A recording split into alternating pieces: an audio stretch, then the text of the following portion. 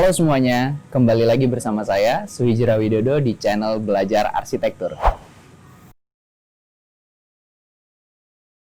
Nah, kalau di beberapa video sebelumnya kita membahas tentang detail-detail dari dunia arsitektur itu sendiri, contoh-contoh kasus di kehidupan nyata, pada kesempatan kali ini saya akan coba sharing tentang dunia arsitektur yang dilihat dari sudut pandang yang lebih general, yang lebih umum, dari bidang arsitektur itu sendiri. Nah, tapi sebelum masuk ke pembahasan utama, teman-teman yang baru lihat channel kita bisa langsung like, subscribe, dan jangan lupa nyalakan lonceng notifikasinya untuk dapat video-video terbaru kita.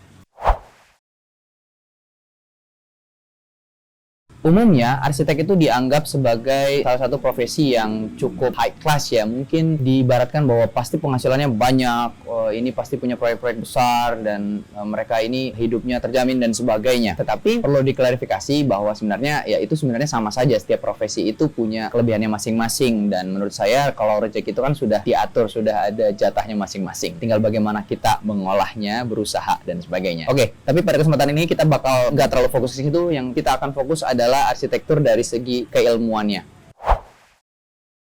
Jadi arsitektur sendiri itu jika dirunut dari asal katanya adalah tukang batu, tolong dikoreksi. Tapi belakangan seiring berjalannya waktu, kemudian berkembang di masyarakat kita sendiri, arsitek itu sering dianggap sebagai mereka yang mengerti tentang seni merancang bangunan.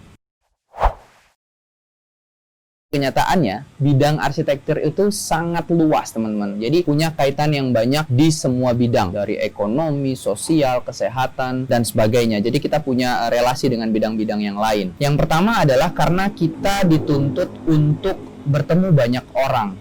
Kita bertemu dengan klien yang tentunya berbeda-beda, sehingga kita dituntut untuk memiliki wawasan yang luas atau pemahaman yang banyak, tidak hanya di satu bidang tetapi di seluruh bidang. Nah, tapi dengan demikian saya bukan berarti menganggap arsitektur itu lebih tinggi daripada bidang-bidang yang lainnya, bukan. Saya hanya mencoba untuk menjelaskan keterkaitan dari arsitektur dengan bidang-bidang yang lain.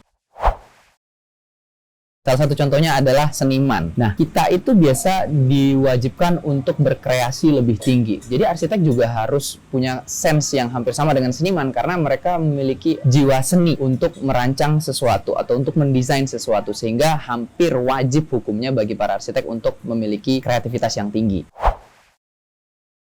Kemudian yang kedua, ahli struktur. Kenapa arsitek juga harus menjadi ahli struktur? Bukan menjadi ahli struktur sebenarnya, tetapi memiliki pemahaman di bidang struktur. Karena walaupun tidak terlalu dalam, tetapi prinsip utama struktural itu sangat penting untuk dipahami seorang arsitek agar dapat mendesain bangunan dengan sebagaimana mestinya. Jadi tidak hanya asal indah saja, tidak hanya asal kreatif saja, tetapi juga harus realistis, dapat terbangun, teman-teman. Yang selanjutnya adalah psikolog. Nah, arsitek juga harus jadi psikolog. Maksudnya adalah, profesi arsitek itu adalah profesi yang sering bersinggungan dengan berbagai bidang lainnya, seperti yang saya sampaikan di awal. Karena kita bertemu dengan banyak klien yang tentunya dari berbagai latar belakang yang berbeda, sehingga kita secara tidak langsung dipaksa untuk harus belajar pada setiap bidang-bidang tersebut. Kita kan nggak bisa memastikan bahwa misalnya klien saya harus jaksa semua. Nggak bisa seperti itu. Bisa jadi klien kita ini seorang dokter atau seorang ekonom, mungkin itu bisa saja terjadi seperti itu. Sehingga kita harus memahami mereka sesuai dengan bidangnya sendiri. Nah, kemudian yang selanjutnya, arsitek juga harus bisa menjadi ahli fisika. Wow, fisika. Jadi nggak harus jadi fisikawan, tetapi prinsip-prinsip umum fisika itu yang harus kita pahami. Contoh kayak kelembaban udara di dalam rumah. Karena kita tinggal di iklim tropis ya, bagaimana supaya ruang yang ada di dalam rumah itu nggak menjadi lembab atau nggak menjadi gelap dan sebagainya. Bagaimana itu bisa mengalir dengan lancar. Jadi melibatkan pergerakan udara, angin, terus radiasi cahaya matahari dan sebagainya. Kita harus paham itu. Nah, selain itu juga salah satunya adalah ahli biologi. Jadi kita harus paham dari manusianya sendiri sebagai pengguna maupun elemen-elemen lain seperti tumbuhan yang kita libatkan di dalam bangunan, di dalam rancangan desain. Misalnya pentingnya suatu vegetasi di dalam rumah untuk memberikan kesejukan di dalam rumah, misalnya seperti itu bisa. Atau misalnya keterkaitannya dengan binatang-binatang melata atau nyamuk, serangga, dan lain-lainnya sehingga tidak terlalu mengganggu ke dalam ruang seperti itu. Jadi itu menjadi pertimbangan nantinya. Jadi kita dituntut untuk memahami elemen-elemen tersebut, walaupun pada dasarnya hanya sebagian umumnya saja, hanya prinsip utamanya saja, tidak terlalu dalam yang harus mendetail seperti itu.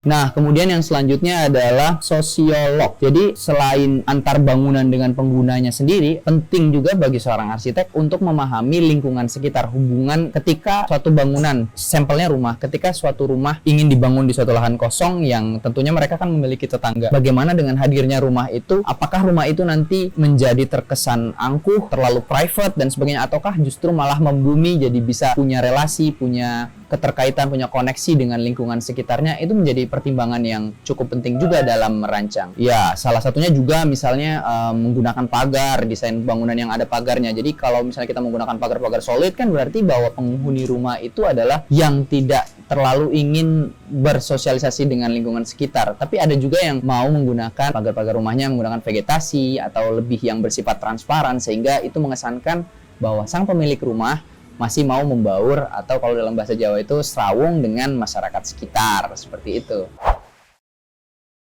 Nah, ada juga yang lucu nih, arsitek sebagai supplier bahan bangunan. Tapi ya memang harus sih, karena arsitek itu kan berkaitan dengan design, to design something. Jadi kayak mereka mau membuat sesuatu atau mau mendesain sesuatu, kudu tahu dengan detail apa yang mereka gunakan atau apa yang bakal mereka buat, sehingga keterkaitan antara material, kemudian cara membuatnya, misalnya material itu ketahanannya, bagaimana pemasangannya dan sebagainya, itu harus dipahami dengan baik oleh sang arsitek ini. Karena bagian detail ini yang umumnya menjadi salah satu kepercayaan bagi klien terhadap seorang arsitek, sejauh apa kepemahaman mereka mengenai material, sehingga klien bisa biasanya lebih tercerahkan atau mendapatkan pengetahuan dari arsiteknya tentang bahan itu sendiri, sehingga kita perlu pemahaman lebih di bidang itu. Nah, ada juga yang bilang bahwa arsitek itu kudu jadi ahli geologi, yang berkaitan mungkin dengan tanah ya, karena memang penting kita perlu tahu, misal nih, waktu membangun bangunan yang berlantai banyak, sehingga kita harus menemukan titik keras tanah untuk fondasi setempatnya, karena kita nggak bisa langsung bangun tanpa mengetahui titik terkerasnya, karena akan berpengaruh kepada keamanan bangunan, kekuatan bangunan, sehingga kita perlu tahu nih kedalaman berapa tanah tersebut, jenis tanahnya seperti apa, karena setiap jenis tanah juga perlakuannya berbeda. Ada yang tinggalnya mungkin di daerah yang lebih rawa gitu, sistem fondasinya sebelum footplatnya itu harus ada cerucuknya dan sebagainya, atau mungkin di tanah, kalau contoh di Jawa itu di Jogja umumnya itu tanahnya cukup keras sehingga fondasi setempat pun biasanya sudah cukup normal untuk digunakan, jadi berbeda-beda tentang tanah itu. Contohnya lagi ada misalnya kita menggali sumur air bersih itu sejauh mana dalamnya untuk bisa digunakan dengan optimal, atau sumur resapan itu seberapa dalam. Nah, itu harus setidaknya kita paham tentang itu dalam proses mendesain. Kemudian, arsitek juga dituntut untuk menjadi kontraktor. Nah, ini juga perlu diluruskan bahwa arsitek itu nggak harus selalu jadi dikaitkan dengan kontraktor. Arsitek itu pelaksana nggak selalu arsitek. Nah, biasanya memang desain itu fokus di konsultan perencana. Tetapi ada juga yang arsitek itu merambat sebagai konsultan pelaksana. Tapi apapun mereka bergerak dimanapun mereka, kemampuan untuk menjadikan diri kita sebagai kontraktor ini harus dimiliki. Karena ketika kita mendesain, kita tidak bisa lepas tangan begitu saja dengan mengatakan bahwa oke, desain sudah selesai dan aku nggak mau tanggung jawab, ya udah urusannya klien untuk ngebangun. Tidak, karena pertimbangan desain juga yang harus kita gunakan nanti saat bangunan tersebut dibangun oleh kontraktor, sehingga kayak kita perlu tahu bagaimana manajerialnya, bagaimana kita mengatur misalnya rumah tumbuh, bagaimana harus dibuat yang mana duluan, titik-titiknya yang di sebelah mana untuk dimulai, kemudian seperti kira-kira selesai berapa lama bangunannya, tenaga kerja yang digunakan dan lain sebagainya, masih banyak. Jadi itu berkaitan dan kita harus tahu sebagai arsitek.